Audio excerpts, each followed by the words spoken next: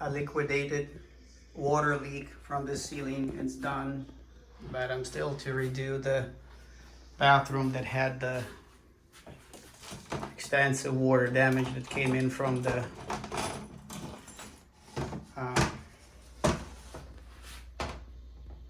roof that's leaking, because roof is also original.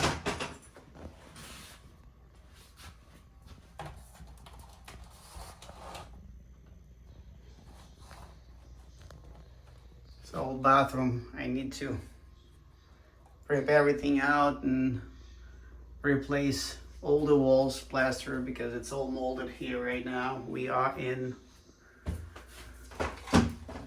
May 2025.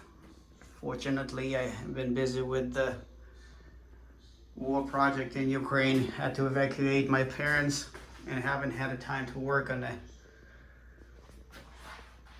the house.